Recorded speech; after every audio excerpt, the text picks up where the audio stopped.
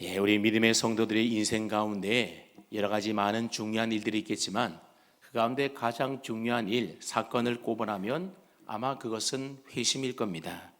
이 회심이라고 하는 것은 예수님을 믿고 회개하여 그 삶을 돌이키는 것을 가리켜서 우리는 회심이다 그렇게 말을 합니다.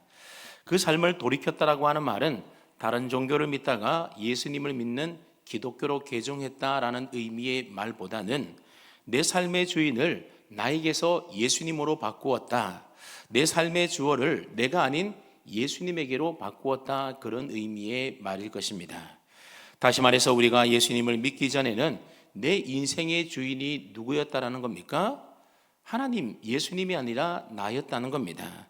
내가 주인되어 내 육체가 원하는 대로 내 마음대로 살았었습니다.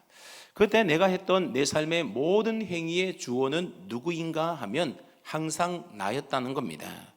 항상 내가 원하는 대로, 내 뜻대로, 내 하고 싶은 대로 우리는 살았었습니다. 성경은 하나님 없이 내가 주인되어 내 마음대로 살아가는 삶, 내가 주어가 되는 삶을 가리켜서 죄다 그렇게 말을 합니다.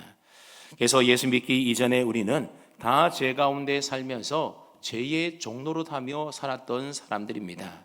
하지만 우리가 예수님을 믿게 되면서 우리의 삶의 주인이 바뀌게 되지 않습니까? 그래서 예수님을 믿으면 내 삶의 소욕을 따라서, 내 육체의 소욕을 따라서 내 마음대로 행하며 살지 아니하고 내 인생의 주인이 되시는 주님의 말씀과 주님의 뜻을 따라 살게 되는 겁니다. 내 인생의 주어가 나에게서 예수님으로 바뀌게 된 것입니다. 성경은 이것을 가리켜서 거듭났다라고 말을 합니다. 내가 내 인생의 주어가 되어서 내가 주인 노릇하며 살던 나의 옛사람은 죽고 예수님이 내 인생의 주어가 되어서 예수님이 주인 되는 새 사람으로 태어나는 것, 여러분, 그게 바로 거듭남이지 않습니까?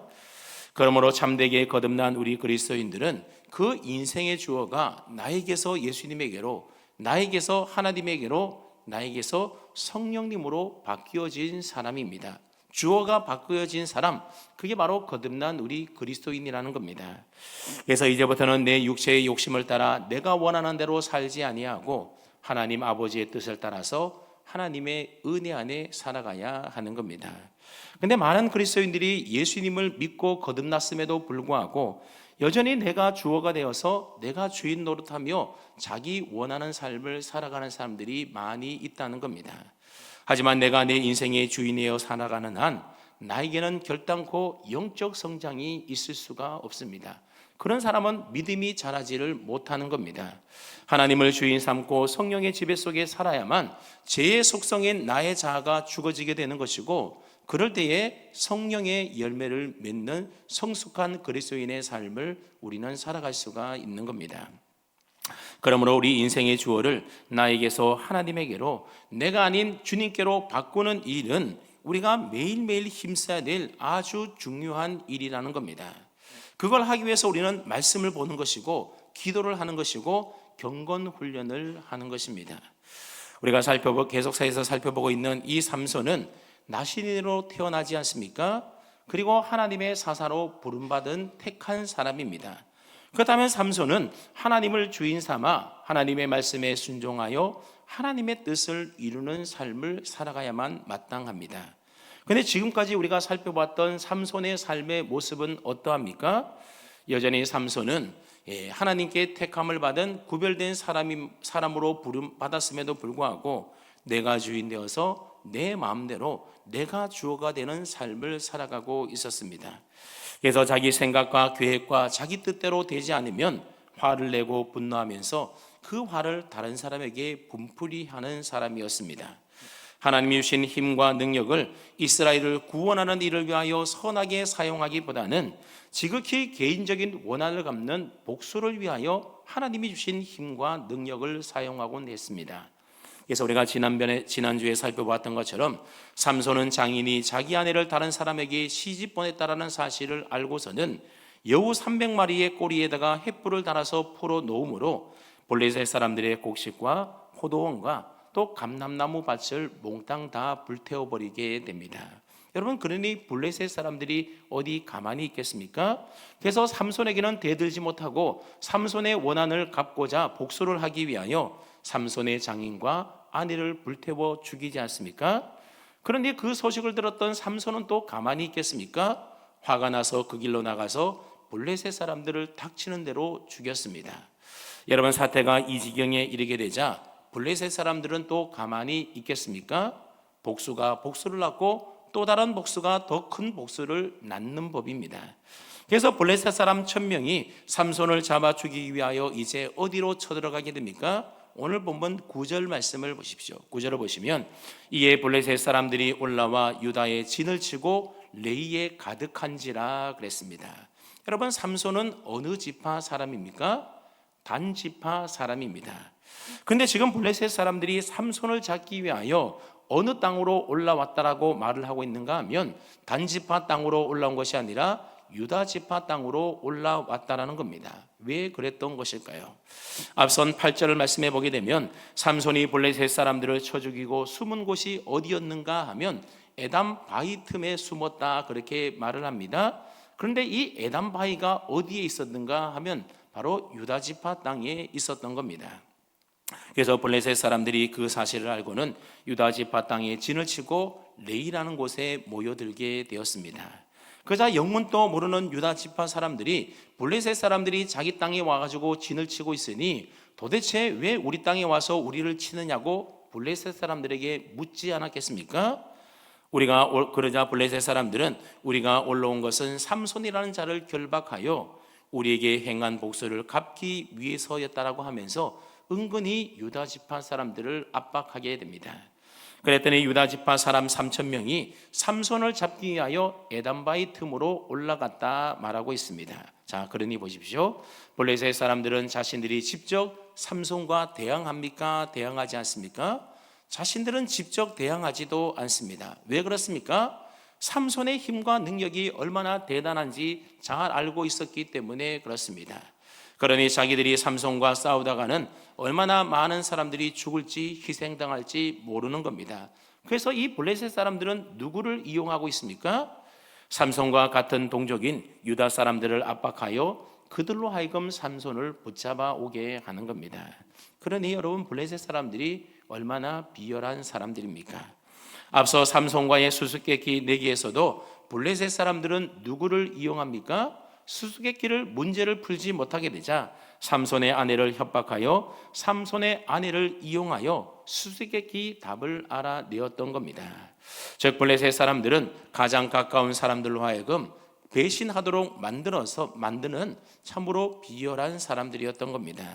여러분, 사실 우리의 대적 마귀의 작전도 이와 똑같다라는 사실을 우리는 기억해야 됩니다.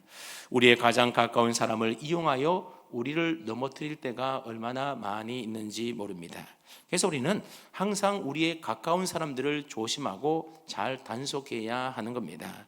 오늘 본문에도 보면 유다 사람들이 블레셋 사람들을 압박에 못 이겨서 이제 에담 바위에 있는 삼손에게 찾아갔을 때에 삼손이 어떻게 반응을 합니까? 삼손은 차마 같은 동족 사람인 유다 지파 사람들을 치지 못했습니다. 그래서 순순히 잡히는 것을 볼 수가 있습니다. 여러분, 삼손이 힘이 없어서 이 유다 지파 사람들에게 순순히 잡혔겠습니까? 아니면 유다 사람들이 3000명이나 왔기 때문에 3000명과 싸워서는 도저히 이길 가능성이 없겠다 싶어서 체념했기 때문에 순순히 붙잡혔겠습니까? 그렇지가 않다라는 겁니다. 오로지 유다 지파 사람들은 자신과 같은 동족 사람들이었기 때문에 같은 동족과는 싸울 수 없었기 때문에 삼손이 스스로 그들에게 붙잡혔던 겁니다. 만약 블레셋 사람들이 삼손을 잡으러 왔었다라고 한다면 절대로 삼손은 순순히 붙잡히지 않았을 겁니다. 분명히 삼손은 블레셋 사람들과 맞서 싸웠을 겁니다. 그러한 사실을 잘 알고 있었던 이 블레셋 사람들은 삼손과 같은 동족이었던 유다 사람들을 압박해서 그 유다 사람들을 이용하여 삼손을 붙잡으려고 했던 겁니다. 그래서 삼손을 잡아서 우리에게 넘기지 않으면 우리가 너희를 가만히 두지 않겠다라면서 그들로 하여금 유다 지파 사람들로 하여금 삼손을 붙잡아 오도록 시켰던 것입니다. 그런데 놀라운 점은 블레셋 사람들의 협박에 대한 유다 사람의 반응이 어떠했는가 하는 점입니다. 여러분, 유다 사람들에게 블레셋 사람은 어떤 사람들이었겠습니까? 40년 동안이나 괴롭히고 힘들게 하면서 많은 물건들과 재산들을 강탈해 갔던 이 이스라엘의 적이요 원수와도 같은 사람이 블레셋 사람들이지 않습니까? 그에 반하여 삼손은 이 유다 지파 사람들에게 있어서 어떤 사람입니까? 이 유다 지파에게 있어서 삼손은 적이 아닙니다. 삼손은 한 번도 유다 지파 사람들을 괴롭히거나 그들에게 어떤 해를 끼치거나 또 그들의 물건과 재산을 빼앗아 간 적이 단 한 번도 없었습니다. 자, 그렇다면 이 같은 동족인 유다 지파 사람들이 블레셋 사람들로부터 그런 제안을 받았을 때에 어떻게 행동하는 것이 마땅하겠습니까? 같은 동족인 삼손을 보호하기 위하여 블레셋과 싸워야 한다면 기꺼이 싸워야 하는 것 아니겠습니까? 근데 유다 지파의 모습을 살펴보게 되면 그와는 정반대였다는 겁니다. 블레셋의 의도한 대로 삼손을 붙잡아다가 블레셋 손에 넘겨서 자신들의 안전을 보장받으려고 했다는 겁니다. 그래서 유다 사람들이 삼손이 숨어있는 에담바위로 내려가서 그들이 삼손에게 하는 말을 한번 가만히 들어보십시오. 뭐라고 말을 합니까? 11절 말씀을 보시면 유다 사람 3,000명이 에담바위 틈에 내려가서 삼손에게 이르되 너는 블레셋 사람이 우리를 다스리는 줄을 알지 못하느냐? 내가 어찌하여 우리에게 이같이 행하였느냐? 그렇게 이 유다 사람들이 삼손에게 말을 했다는 겁니다. 여러분, 삼손을 잡으려고 유다 지파 사람들이 몇 명이 동원이 되었습니까? 자그마치 3,000명이 동원이 되었습니다. 여러분, 만약에 유다 지파 사람들 3,000명이 삼손과 힘을 합하여 블레셋을 대적하여 블레셋과 싸웠다라고 한다면 얼마나 좋았겠습니까? 그랬다면 분명히 다른 그림이 그려지지 않았겠습니까? 그런데 유다 지파 사람은 어떻게 했다는 겁니까? 오히려 삼손에게 너가 어찌하여 우리로 이 곤란한 지경에 이르게 했냐라면서 삼손에게 불평하면서 삼손을 야단치고 있습니다. 게다가 유다 지파가 삼손에게 하는 말을 보게 되면 너는 블레셋 사람이 우리를 다스리는 줄 알지 못하느냐라고 하는 충격적인 말을 하고 있다는 겁니다. 유다 사람들에게 유다 사람들은 블레셋에게 지배받는 것을 너무나도 당연스럽게 자연스럽게 받아들이고 있는 모습입니다. 여러분, 지금 그들이 살고 있는 그 땅은 누구의 땅입니까? 하나님이 블레셋이 아닌 이스라엘 백성들에게 기업으로 주신 약속의 땅이지 않습니까? 하나님이 왕으로 그들 가운데 계셔서 그들을 다스리고 통치하는 땅입니다. 그런데 지금 유다 지파 사람들은 자신을 다스리는 분이 하나님이 아니라 누구라고 말을 합니까? 블레셋 사람이 우리를 통치하는지 알지 못하느냐 그러고 있습니다. 너는 블레셋 사람들이 우리를 다스리는 줄을 알지 못하느냐라고 하는 이 유다 지파 사람들의 말은 다른 지파 사람이 아니라 유다 지파 사람들이 이 말을 했다라는 것이 가히 충격적이라고 하는 겁니다. 왜냐하면 사사기에 등장하는 이 유다 지파는 어떤 지파인가 하면 다른 11지파를 대표하는 대표성을 지니고 있었던 지파가 바로 이 유다 지파입니다. 우리가 사사기를 처음 시작할 때에 살펴보았던 사사기 1장 1절로부터 2절 말씀해 보게 되면 이 사사시대 때의 유다 지파의 역할이 어떠한 역할을 했는지가 잘 기록되어 있는데 우리 한번 사사기 1장 1절 2절 말씀 앞에 자막이 있죠? 한번 뜻을 생각하면서 유다 지파가 어떤 역할을 했는지 함께 읽어보겠습니다. 시작.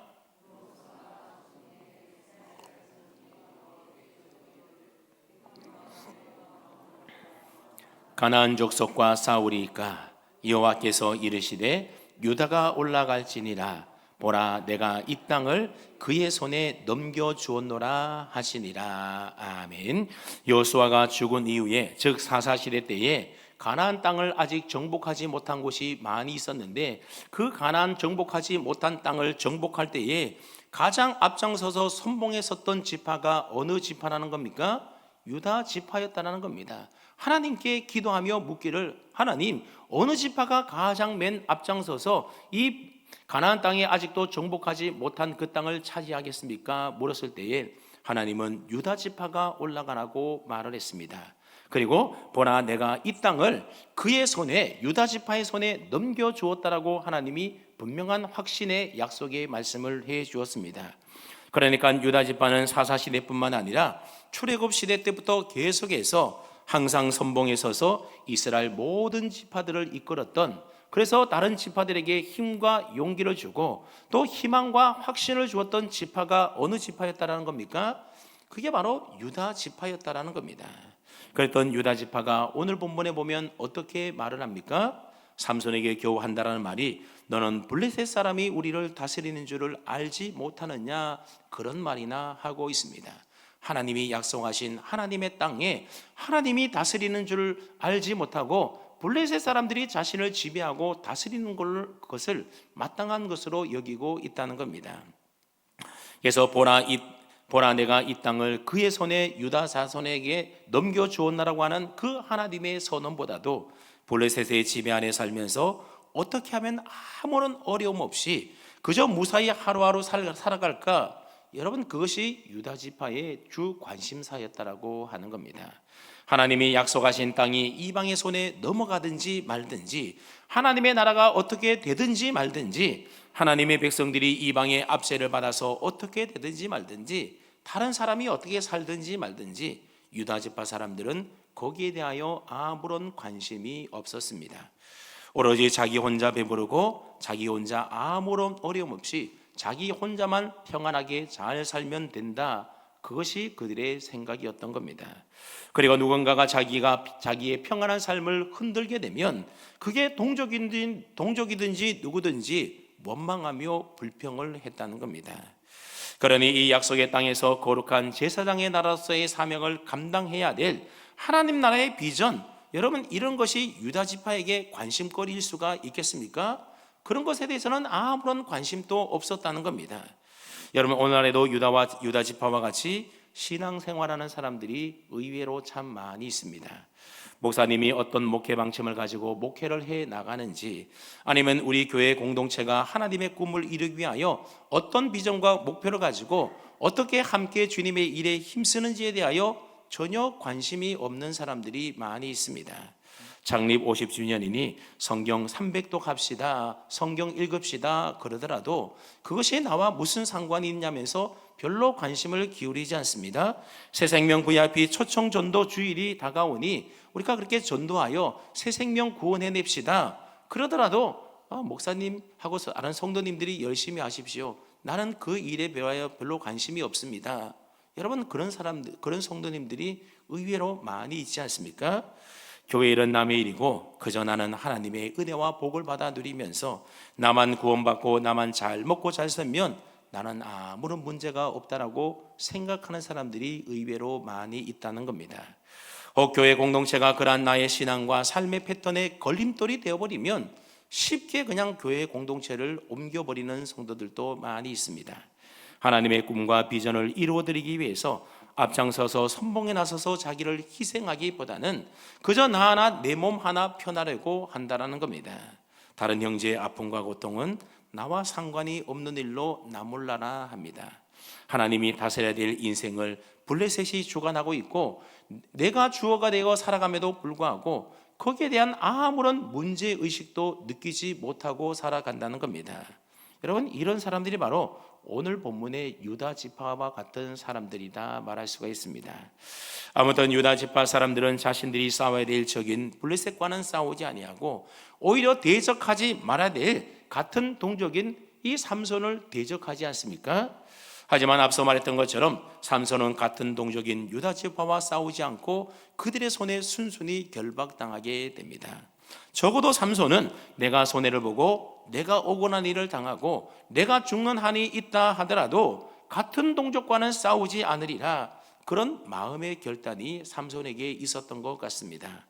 어떻게 삼손이 그런 마음의 결단을 했는지 우리가 정확하게 알 수는 없겠지만 분명한 것은 삼손이 힘이 없어서 유다 지파 사람들에게 순순히 결박당한 것이 아니었다라는 겁니다. 여러분, 그런 면에서 본다면 삼손에게 아무런 믿음이 없었다라고 보는 것은 좀 무리가 있어 보이는 것 같습니다. 그동안 우리가 살펴봤던 삼손의 모습은 너무나도 믿음이 없는 무기력한, 그야말로 실패와 계속해서 실수를 하는 그런 삼손의 모습이지 않았습니까? 그런데 오늘 본문부터 보면 이러한 삼손의 믿음 있는 행동의 모습이 조금씩 보이기 시작한다는 겁니다. 그래서 학자들은 삼손이 동족의 손에 순순히 결박당한 것은 비록 적들의 손에 넘겨질지라도 하나님께서 나를 그냥 내버려 두지 않을 것이라고 하는 그 믿음이 삼손에게 있었기 때문에 삼손은 순순히 결박을 당했다고 주석을 합니다. 이런 믿음이 없었다라고 한다면 너희가 어떻게 같은 동족인 나에게 이럴 수 있느냐라면서 아마 삼손이 유다 지파와 싸웠거나 아니면 도망치지 않았겠습니까? 그런데 삼손은 유다 지파 사람들로부터 자신을 죽이지 않겠다라고 하는 그 한 가지 약속을 받아내고서는 순순히 결박을 당하게 됩니다. 그래서 유다 지파 사람들은 세 밧줄 둘로 삼손을 결박하고 이제 에담 바위 틈에서 그를 끌어내게 됩니다. 그때까지도 삼손은 아무런 무력 행사도 행하지 않았습니다.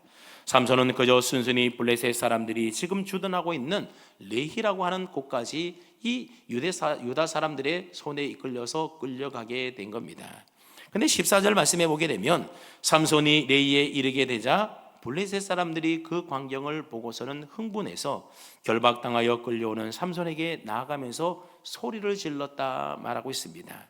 근데 이 소리를 질렀다라는 말이 히브리어로 봤더니 헤리우라고 하는 단어를 쓰고 있는데 전쟁 때 신호를 보내는 소리나 혹은 공격 시에 외침을 나타낼 때 사용되는 단어가 바로 이 단어입니다.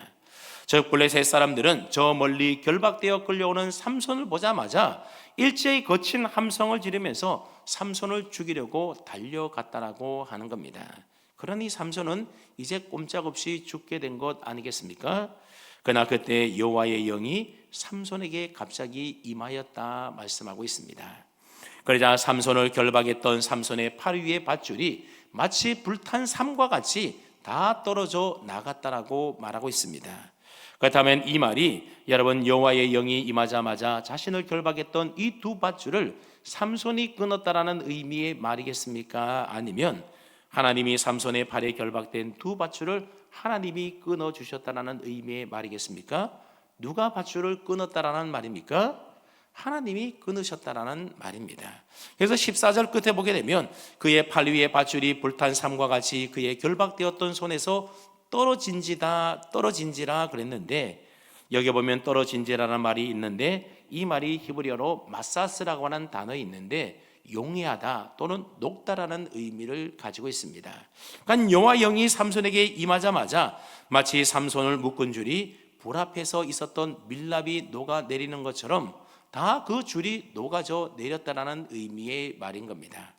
물론 삼손이 자신이 가진 힘만으로도 얼마든지 자신의 결박한 그 밧줄을 끊어낼 수도 있었을 겁니다. 그런데 성경은 왜 여호와의 영이 임하자 그의 팔 위에 있었던 밧줄이 불탄 산과 같이 녹아내렸다라고 표현하고 있는 것일까요? 지금 삼손에게 나타나는 그 모든 능력들이 다 누구로부터 주어지게 되었다라는 겁니까? 하나님께로부터 주어진 일이라는 것을 의도적으로 이렇게 표현하고 있는 겁니다. 자, 그러니 보십시오. 그렇게 여호와의 영인 성령이 삼손에게 임하자 삼손이 어떻게 했다고 말합니까? 15절 말씀을 보게 되면 마치 삼손의 눈에 나귀 턱뼈 새 턱뼈가 보이게 되었고 그래서 삼손은 그것을 집어들고는 블레셋 사람들과 싸워서 1000명을 죽였다라는 겁니다. 여러분 무슨 기관총으로 적과 싸운 것이 아니라 아주 하찮은 나귀 턱뼈 하나로 블레셋 사람과 싸워서 블레셋 사람 몇 명을 죽였다라는 겁니까? 1000명을 죽이는 놀라운 괴력이 나타나게 되었다는 겁니다. 자, 그런데 여러분 말이 1000명이지 어떻게 한 사람이 1000명과 싸워서 이길 수가 있는 것이겠습니까? 그런데 여호와의 영이 삼손에게 임하게 되었더니 블레셋 사람 1000명이 삼손의 상대가 되지 않았다라는 겁니다. 앞서 우리가 14장에서도 여호와의 영이 삼손에게 강하게 임하게 되었을 때에 삼손이 아주 강한 젊은 사자와 싸우게 되었을 때에 마치 젊은 사자를 염소 새끼 찢는 것 같이 찢어서 죽었다. 우리가 그 내용을 살펴본 바 있지 않습니까? 그래서 삼손이 놀라운 승리를 얻게 되었던 겁니다. 자, 그러니 삼손이 1000명의 블레셋 사람들과 싸워서 이겼으니 얼마나 기쁘고 감격했겠습니까? 그래서 삼손이 자축하는 의미에서 노래를 지어 부르게 되는데 어떤 노래를 지어서 불렀는지 우리 한번 16절 말씀을 우리 함께 읽어보겠습니다. 16절입니다. 시작.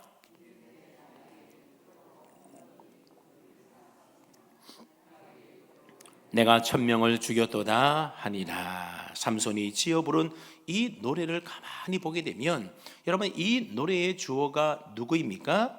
바로 내가 주어입니다. 하찮은 나귀 턱뼈로 내가 천명을 죽였도다 하면서 삼손은 자기가 한 일에 대하여 자화자찬하며 자축하는 노래를 지금 부르고 있습니다. 근데 사실 삼손이 블레셋 사람 1000명을 죽일 수 있었던 것은 자기 능력 때문이겠습니까? 그렇지가 않다라는 겁니다.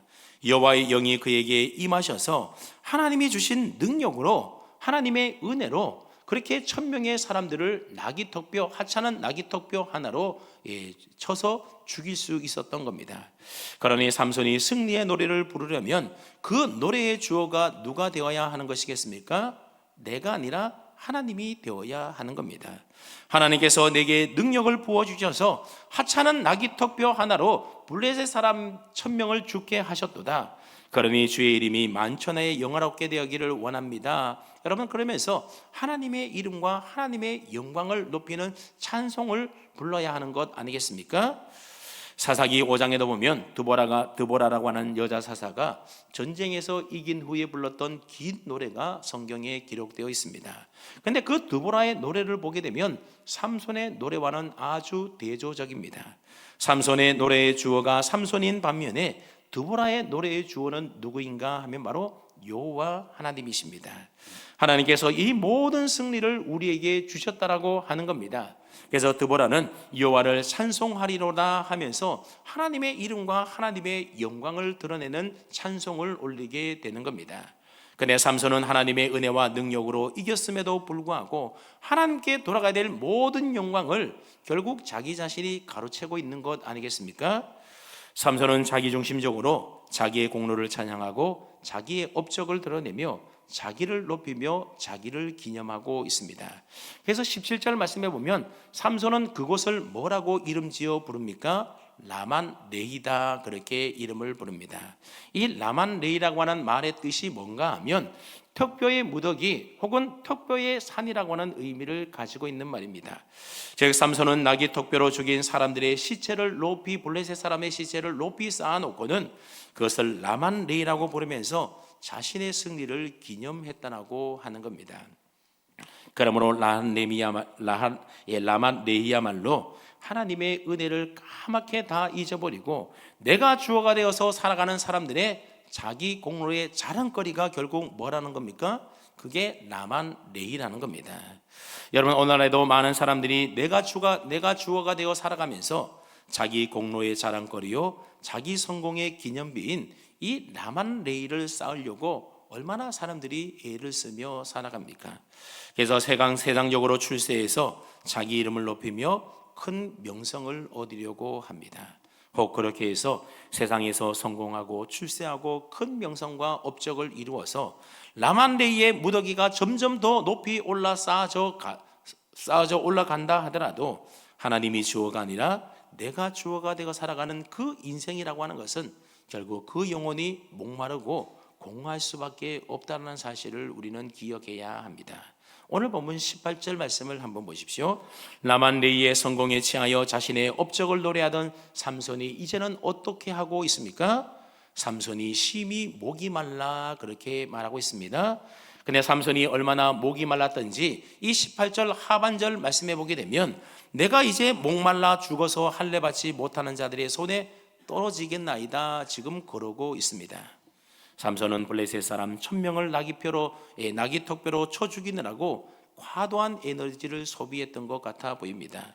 그래서 극도의 피로감과 갈증을 느끼는 탈진 증후군, 오늘날로 말하면 일종의 번아웃 상태에 이르게 된 것입니다. 여러분, 가끔 보면 자기의 일을 천직으로 알고는 열심히 일하던 사람들이 갑자기 모든 에너지를 다 써버렸는지 마치 고갈된 연료처럼 무기력해지면서 자신의 업무를 감당하지 못하고 슬럼프에 빠지는 경우들이 종종 있지 않습니까? 지금 삼손의 상태가 바로 그런 상태였다라는 겁니다.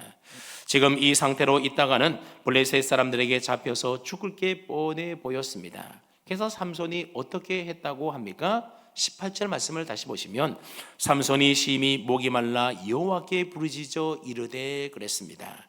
지금껏 삼손은 하나님을 찾거나 하나님께 부르짖었다라고 하는 내용을 지금껏 우리가 찾아본 적이 없었습니다.